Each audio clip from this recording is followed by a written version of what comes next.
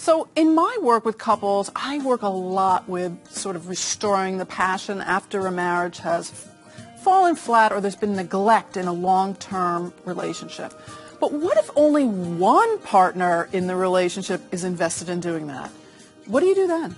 Oh, well, the person who's invested should talk about how much they want to learn and grow, and to go to a relationship lecture or weekend and get information for both of them, but just say, oh, I'm really wanting to work on myself. Can we get help? But I think a couple themselves, they just need to know if their relationship has fallen flat. There's so much they can do, and the first thing is to recommit to each other, of making the marriage primary. One of the things, Harville and I, we were so committed to our kids. We loved each other, and we're so admiring and committed to each other, but we loved our kids, and they were often first. And until we put our marriage first and gave each other appreciations, did a caring behavior list, ignited our own relationship, that's when our kids got healthier. What Helen was saying about the person who wants it, if they want to keep it that way, criticize the other person for not wanting it. And great tip. That'll be sure to do Never that. Get laid until the end of the century. Right. But if you become a safe person, the reason the passion dies is because of anxiety in the relationship. And people deal with anxiety. One deals with it by withdrawing, the other deals with it with aggression. And so often the person who wants it and says, I want to spice up my marriage, is more frightened of intimacy than the person who doesn't.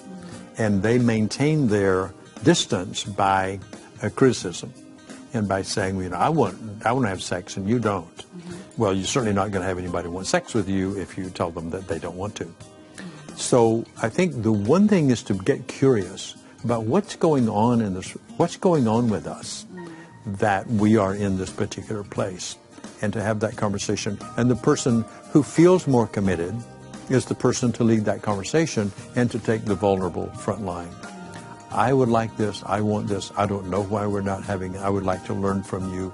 How could I be the kind of person with whom you would want to be more romantic, make love, spend more time with?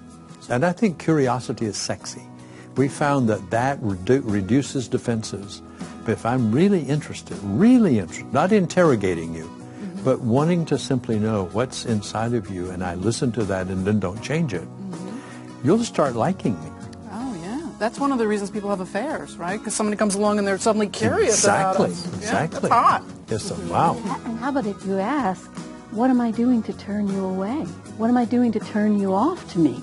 So I'm totally not attacking you, and I'm aware that I'm the author of my lack of sex fate, because I know there's unspoken aggression. So by me saying, can you tell me what I'm doing to turn you away? I'm inviting the person to put the aggression into words rather than put it into action where you just won't give me sex. But then how do you deal with it when that negative aggression comes at you? Thank you for, well, I'm not saying act on it. No attacks, no assaults, right? But I just want you to please just describe to me what it might be that I'm doing or saying that's hurting you or making you mad. But you can't attack me. No attacks, no criticism. Just describe it. So now I understand. And Tammy, I think that once that person is given the opportunity to express what it is that they're anxious about, what they're angry about, what they haven't really been able to express, that creates safety, right? That conversation in and of itself creates safety as long as they say it right, though. As long as the other party can hold that space and not judge and not try to fix. And, but they have to say it in a way that I can swallow. You can't attack me. And they have to say it with specifics. Give me more attention. Well, what does that look like? Right, can you tell me exactly when you come home? You know, when we see each other after a long day, do you want to hug then? Do you want to hug an hour later? And just the details. Yes. And to